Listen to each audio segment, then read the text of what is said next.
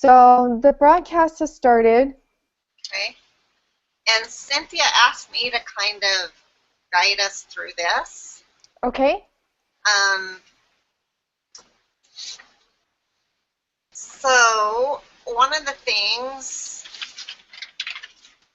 that we need to talk about are things that stood out to us in the counseling session that we viewed. Do you guys have anything that you wrote down or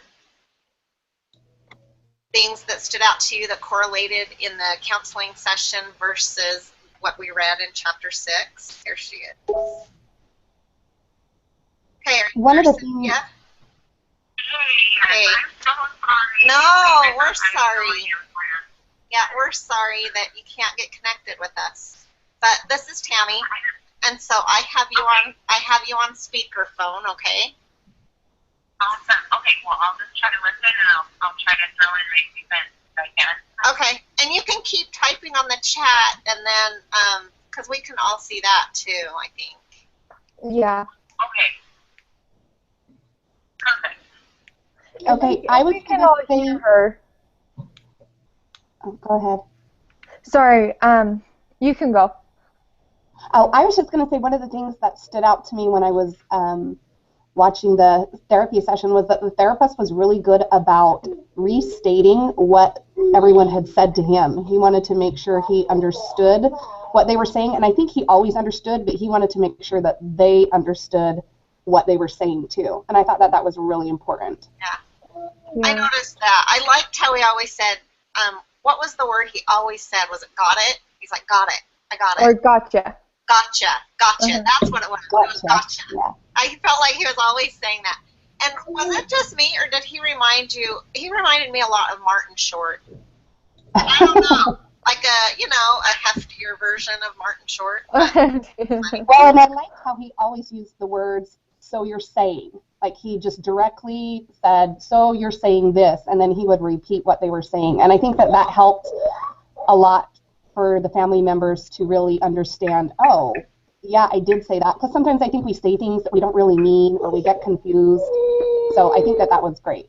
Yeah, and I also think we sometimes exaggerate things. So to go along with what you're saying, he'd always double check and like, oh, so you're worried that you could find out that your kid is dead, or oh, you're worried that they could get involved with the police. You know, like he was always making sure that what they were saying, they weren't just like exaggerating it, but they really were worried about those things, you know? Yeah, I liked when he, in the first part, when the sister called the brother weird, he changed it to some other phrase that isn't name calling, but he relabeled it to be something else that isn't stigmatizing, like weird, like my brother's weird. So. Yeah. Well, and from like the reading and I actually wasn't able to watch the video for some reason, so I just did the transcript. I read that. And something that I really liked was how they really tried not to focus on just one individual, but they wanted to focus on the family as a whole. And I think that's really important because if they would have just singled, is his name Jimmy? Was that his name? Yeah. If they would have just singled him out, it would have made him feel really uncomfortable and he wouldn't have really opened up. But because the therapist got an idea of how the mom was feeling, how the dad was feeling, and Maddie, and just everybody, and included everybody, it made him feel more comfortable to open up. Because once his parents said that they're worried about him, then that's when Jimmy was able to say, well, I'm just worried that they're not accepting me and they don't care about me, you know. But I think if they would have focused too much on him, it wouldn't have worked that way. Yeah. I really liked, too, at the very beginning when he asked them, what do you guys want out of counseling? Like, he asked them up front, what do you want out of this? And I think that's important to see what each person, not just as the family as a whole, but each one, what they want out of a counseling session. I think that's really important. Mm-hmm. Yeah, definitely. Cynthia, do you have anything you want to add? I'm typing it. Or should I say it? Can you guys hear her? Yeah. Yeah, they can hear you. Okay, then I'll just talk. I was just trying to type everything because I can only hear you. But, okay, so I'm not sure exactly what everyone was just saying, but, sorry. But what I got for the connection with the chapter, like it was asking was, well, first I thought that Jimmy was being the one kind of labeled as the problem. And I think throughout this session, the family was all kind of realizing how much they were each affected by it. Like it wasn't necessarily so much just Jimmy.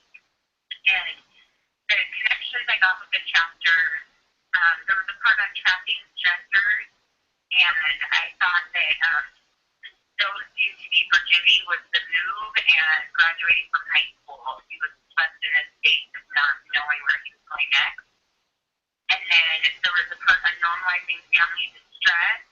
And I thought the therapist did a good job here because he pointed out that it was normal for females to be more vocal and for men to pull back. And since that's how the mom and dad and brother and sister were kind of handling the situation, I thought it was interesting that the therapist pointed that out for them. And I just have two more. There was a section on reframing and relabeling, and the therapist did a good job, I thought, of reframing for Jimmy the parent's concern for him, that it wasn't necessarily out of dislike or contempt, it was out of love. And then the last connection I found was building empathetic connection with and between family members, and this was where the therapist encouraged date night between the parents, and he also encouraged the siblings, Jimmy and his sister, to have a specific hangout time for them to grow closer. So I'm sorry if those stuff had nothing to do with what you're talking about. I hope it did, but We're talking about everything right now, and we haven't talked about those, and so that's awesome. Thank you. Okay, good. That was perfect. So Heather, you're writing everything down. Or is it you and Jenica that are going to put together the summary? I am happy to. I've been trying. That's why I keep looking away. I'm trying to write everything that everyone's saying. I don't remember who she. I'm taking notes too. I think Okay. it's me and Heather. I'm taking notes too, but I really could not hear a lot of what Cynthia was saying, so maybe she might have to email her comments. You didn't? Because I couldn't. Okay. No, I couldn't hear hardly any of that. Okay. Do you need me to type it? Yeah. Why don't you type it, Cynthia? That would be great. Okay. If they don't need to respond to mine or whatever, I don't want to take away from your conversation, but I'll just type it in my thoughts and start to add anything to the summary from that. Okay, that would be great. So I'll summarize, and Cynthia, I don't paraphrase very well, but she's going to type it up, Cynthia is, but I'll just paraphrase what she said. So the thing I really liked that she said was she focused, she liked how the therapist pinpointed out the relationships and had them each have a common goal, like the brother and the sister to spend time together and the mom and dad to go out on a date together. And how he asked them to do that. What else did you say, Cynthia? The first one that I had noticed was the tracking stressors. Jimmy stressors need to move from, I forget where they moved from. Right.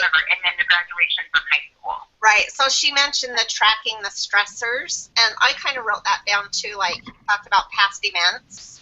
And so he asked them, what had happened in their past, and one big thing was the move, and also Jimmy's graduation.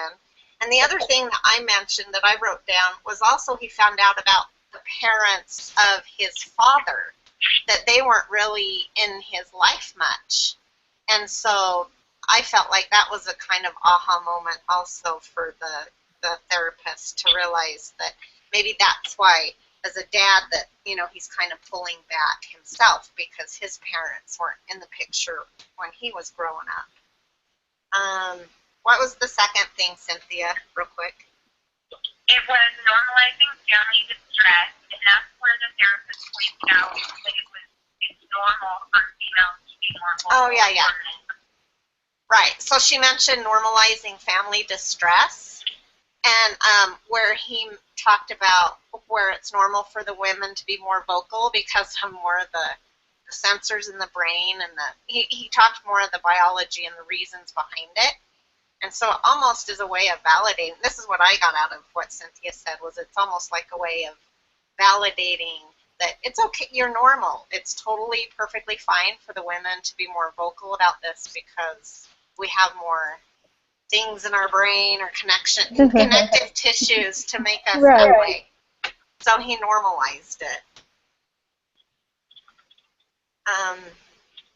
And since I'm talking, I'll just mention a couple things that we haven't mentioned yet. The other thing, there's just one other thing that I really liked we haven't discussed yet, was how he asked them personal things about themselves. So he asked what they like to do or what they were good at, and Jimmy just seemed to really open up and just was like, oh, he's asking me what I like, you know, with his skateboard and what is my favorite move, and I think where he asked him those things in the beginning, it was a way for them to feel more relaxed and to open up about other things. I really like how he asked for the strengths and of each individual and their hobbies of each one, just to get to know them better. Yeah. What else did you guys think about that we haven't covered yet? So I liked how he started the whole conversation when he said, let's see. Sorry, is it is it echoing for you guys? Because it's echoing through my own thing. Mm-hmm. Okay, let me see. I'm trying to find where he just told them thank you for making time and finding time to come here together, and just saying it's not always easy for families to do that, but right off the bat, he's giving them praise for coming in and trying to make it so. It talked about how counseling can be stigmatizing, and people have this idea that, you know, they're broken if they have to go to counseling, that it means that they've done something or that they're beyond repair almost, that's why they need counseling. And so right off the bat, he lets them know, hey, you guys have done the right thing. You're in a good place to come here. And I think that sets the tone for the rest of the session, actually, just the way he started that out. Well, and to go along with that, Heather, I really liked how he ended it, too. How we got everybody's take on the session and what they got out of it and how they felt about it. And so not only did he start it off, you know, making them feel like this was a good thing or a normal thing, but he ended it with, well, what did you get out of it? And I really like that. I think that's important. Well, and what's cool too that it just dawned on me now was I'm in Young Women's, and so every week the way the new lessons are that they've started doing the last few years is they give them a challenge week to week. And I noticed he did that at the end of his session, that he challenged them and gave them like homework to do. You know, I want you to do this week, and then he wants them to come back and be responsible for carrying that out. And I thought that was really a good way to end that also.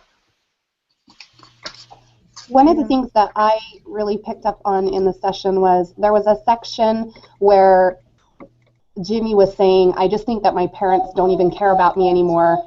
And the therapist responded with, what you're thinking is, crap, my parents don't even care. And he, throughout that session, he kind of did things like that, because sometimes I think that, you know, when you hear your son say, oh, my parents don't care about me, you know, because of this reason or this reason, sometimes we hear things different than what they really mean. So I think he really kind of tried to take what the family members were saying, and he worded it a little bit differently, but in a way that I think everybody could understand. Yeah, and I liked, to go along with that, I liked how he always said, correct me if I'm wrong, but this is what I hear from what you're saying. So I really liked that a lot.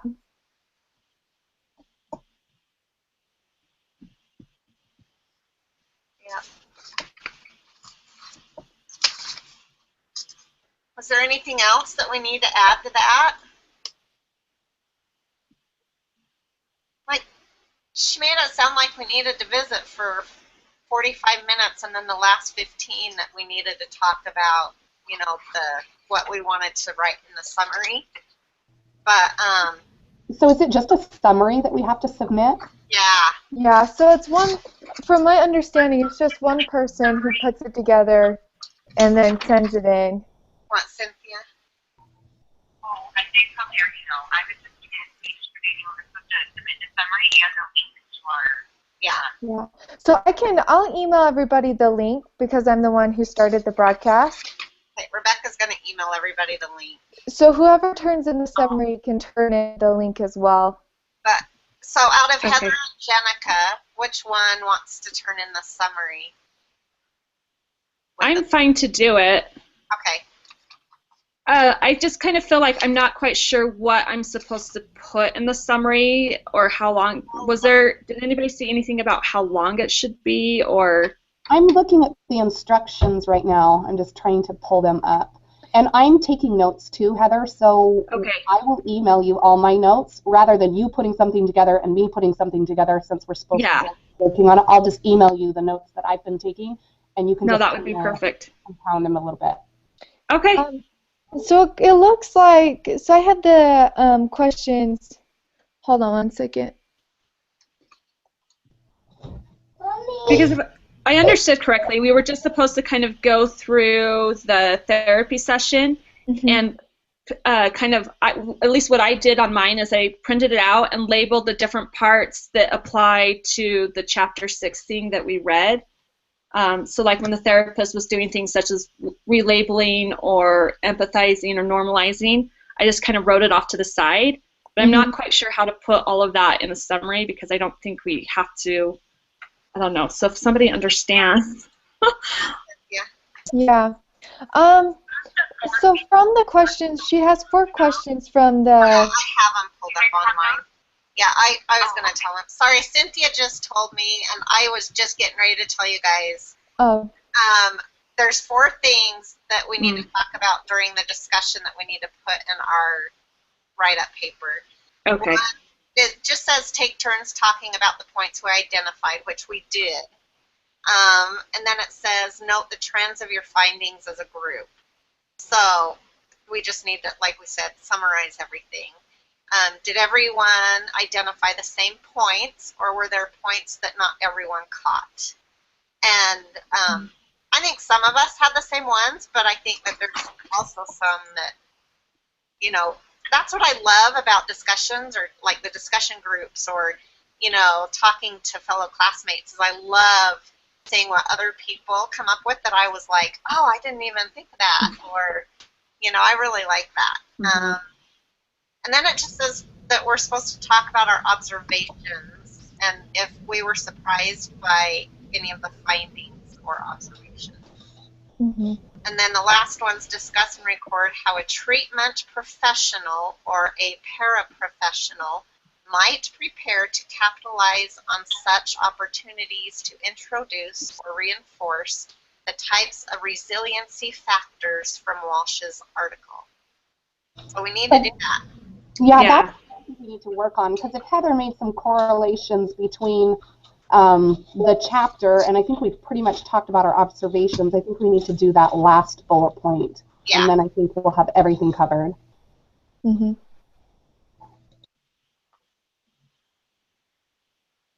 So, and then dead silence.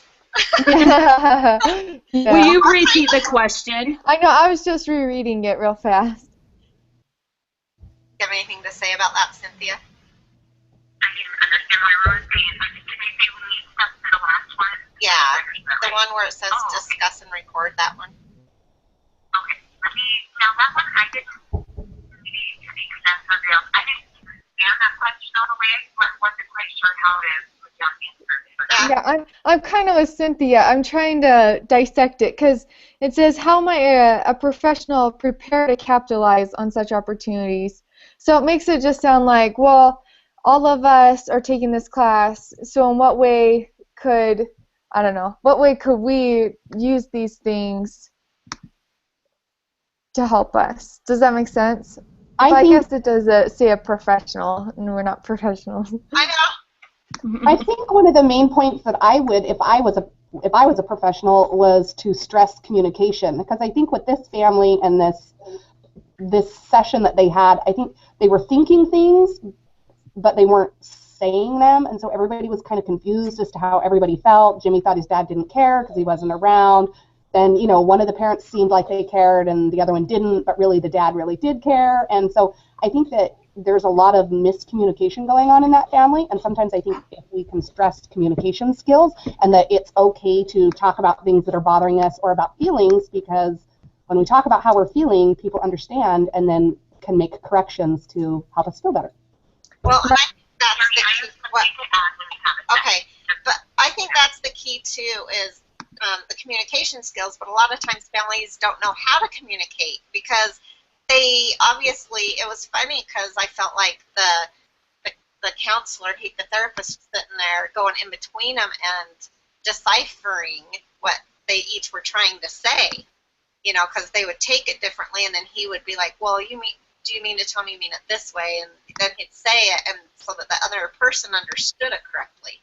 But Cynthia has something to say. Go ahead, Cynthia. I was just going to say, I totally understand that someone who was talking about communication, and one of the things that I was going to answer for this question, but I didn't know if I mentioned it right, so I just want to say it. But excuse me, I had thought about a way that the therapist could capitalize to reinforce the resiliency factors could be to encourage, and this goes along with communication, but to encourage the family councils to have a safe place for communication between the family members without anger. You know, I don't know if that makes sense.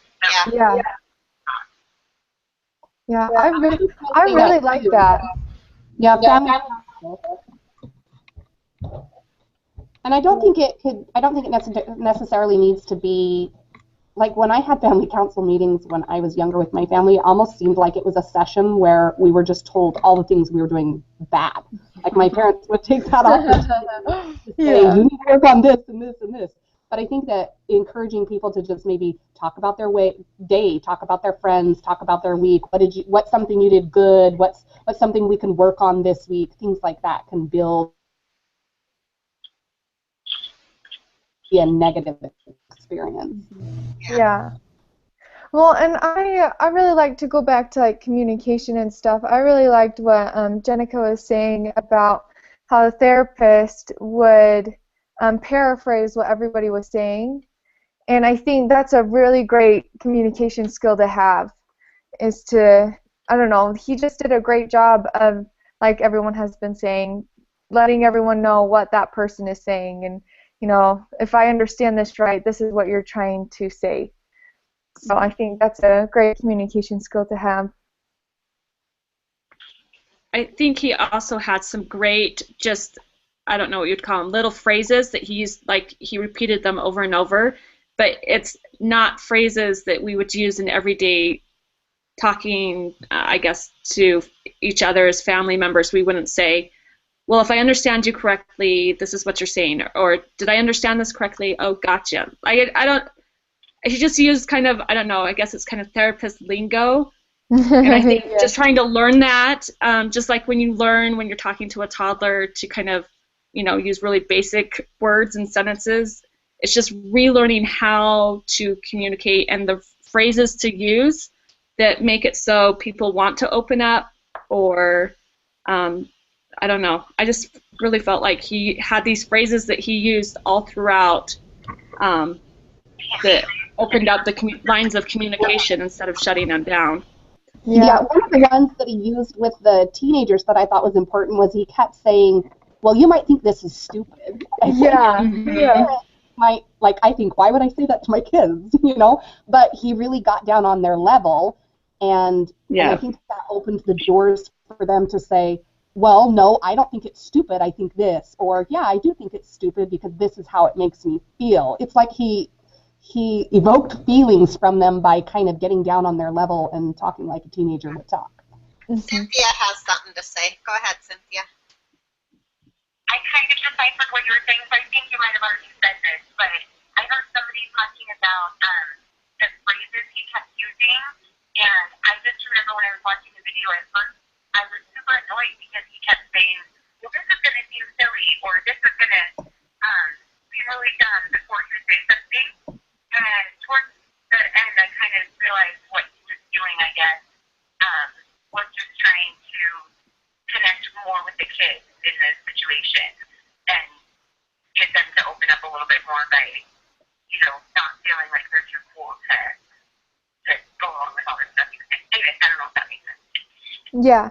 Mm-hmm. Well, that annoyed me too at first because I was reading the transcript, and so it seemed very repetitive. Like, oh, this may sound weird. Like you said that probably 10 times, but I agree. Like towards the end, you're like, oh yeah, I see why he did what he did. Yeah, he definitely used a language that made people open up. It was open-ended statements almost, where he was like, well, if I understand you correctly, this is it, with kind of like a question mark at the end, like, you fill in the blank here for me. Let me know. It wasn't just, you fill this, oh, well, okay, then that's the end of it. He kind of made it open-ended, it seemed like, even with the intonation that he would use, that it was kind of more a question and not him finalizing the statement. It was like a question mark at the end, even though it's really not a question. I don't know. It was just interesting to me. Yeah. Well, I was just going to say, I think that by doing that, he validated their feelings. Yeah. Well, I know you guys, most of you have to go pretty soon here because I've been watching the clock. So is there anything else that you feel like we need to put in the summary or that we need to discuss?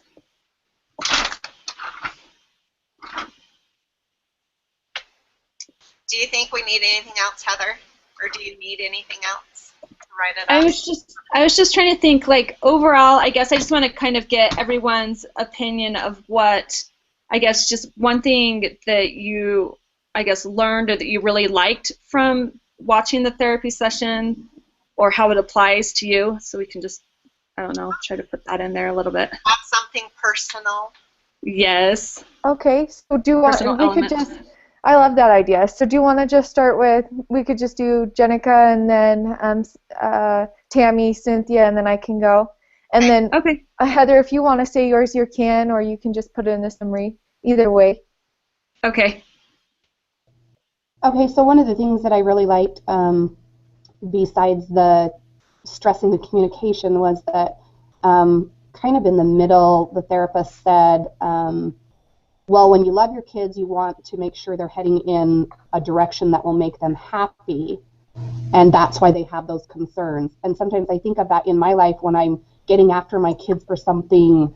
It's not because I'm mad, it's because I want them to be happy, and I want them to head in a direction that can make them happy. And so I think, like with family council meetings and communication and even therapy when people need it, sometimes I think people think, oh, we can't go see a therapist, there's something wrong with that. I just like how everybody could sit down in a controlled environment and talk positively and just make sure everyone understood their true feelings, because I think the true feelings of Jimmy was that he was feeling alone and left out and like nobody cared about him, but he wasn't thinking that's what he thought that's what his parents thought of him, but in reality his parents were just wanting to make sure he was happy and headed in the right direction. Does that make sense? Yeah. Okay, and then for me, I thought it was really cool how he asked something personal from each one, because then I kind of turned it internally, and I thought as a parent, sometimes you feel like you're pulling teeth getting our kids to talk to us, and you ask them, how was your day? Oh, it was fine, you know? And it's like, well, what was fine about it? And so I like, maybe I thought, I'm going to try this, and I have all girls that live at home now, and so they're always pretty open because of, our connection that we have. And so I don't have a problem with them, but I just thought it was neat to maybe start a conversation with your own children and compliment them on something that they're good at, or just say something nice to them, and then maybe ask them about, so what was your favorite thing that happened at school today, or, ask them just to start a conversation, open it up that way. Cynthia, did you hear what? Okay, so Cynthia's turn. I think I heard she just wanted us to say kind of what stood out to herself or Yeah, something personal that was like an aha moment for you or something. Gotcha. Okay. So sorry if I'm repeating anybody, but this is what I thought. For the therapist, I thought did the best job, or maybe it just stood out to me the most, was how he normalized their situation. There was, I mean, the one part I already mentioned about how he pointed out how it's normal for females to be more vocal and then to pull back. But besides that, there was a couple other times throughout, and I can't think of specific times, but I remember hearing a few times him saying, "Oh, well, that's that's normal that you would feel upset about that, right? If they're coming at you in anger, or he would say to the parents the same thing. So I could see how you would feel nervous, not knowing where he is. That makes sense. He kind of gave reaffirming speeches throughout, making them, and I think it just made them feel more comfortable sharing how they're really feeling, because he's letting them know as they go along that, yeah, that makes sense, or that's normal. And anyway, so that's, I think, what I appreciated the most. So my thought kind of goes along with Cynthia's, just that something that I especially liked from the reading was how they really emphasized people, or these therapists, letting these people know that they're doing a good job and looking for the good things that they're doing and pointing those things out. And I feel like that kind of goes along with what Cynthia was saying about how the therapist pointed out that these things are normal. They're normal ways to behave and to react. And I could imagine being a parent, especially the mom, when she was like, yeah, I am going crazy, just feeling like she wasn't doing a good job as a mom.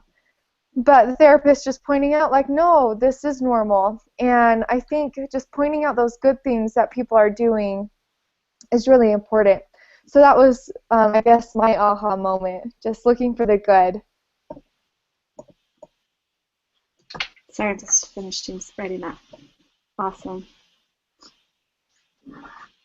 Okay, so I will share one thing that I really liked is how, I guess, the difference between a therapist talking to the teenagers and versus me as a parent is that he didn't come with a preset agenda.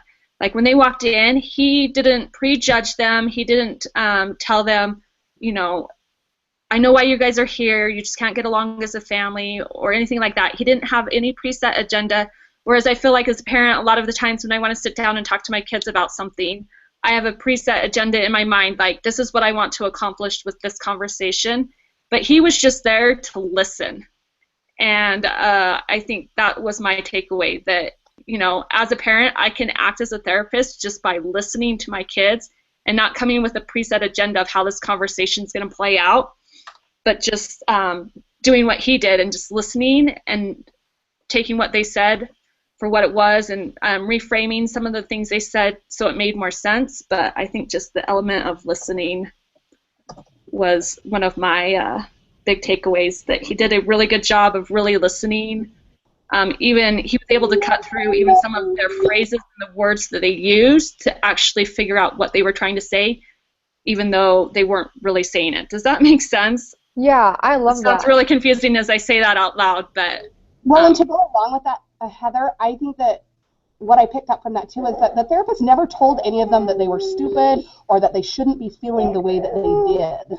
And I think that's important too, is that we have to validate people's feelings. We can't control how other people feel. And sometimes with my kids, I think, they'll say something to me and I'll think, oh, that doesn't matter, or oh, don't feel like that, or something. And I think it's important that I like how he did that. He didn't tell them, oh, you shouldn't be feeling that way. He just helped them everyone to understand why they were feeling that way. Yeah, that's a great point. Well, thank you so much, you guys. I really enjoyed this. I'm sorry it was such a pain to start. No, that's okay. We did it. That's what matters. Yeah. Well, so is everyone... Oh, sorry. Go ahead. Well, what were you going to say, Heather? I was just going to ask if when I have the summary done, I want to send it to everyone and have you guys just look at it before I turn it in and just make sure you agree with everything, or if I missed something in there, or if I don't know, somehow stated something incorrectly or something. So do you want me to use your Gmail addresses to send that, or Yeah. is that okay? Yeah, that's Yeah. fine. Okay, so Okay. and I'll just send everybody the link because I don't know who's going to turn in the actual link. So all of you will have it. It's supposed to go with the summary. Okay, then Heather, you'll get the link as well. Yeah. Yeah, so Heather needs to send Okay. the link in with the summary. Mhm. And Heather, did you get all of Cynthia's write-ups on the message board? Let me just look and see. I copied and pasted some of them, but let me see if I have all of them. And Trying to Heather, if find you that can message put board. your email in the chat box, then I can email you the notes that I took. Okay, yeah, I'll put it in there right now. Okay, perfect. Okay. All right. Well, I'm going to stop the broadcast right now.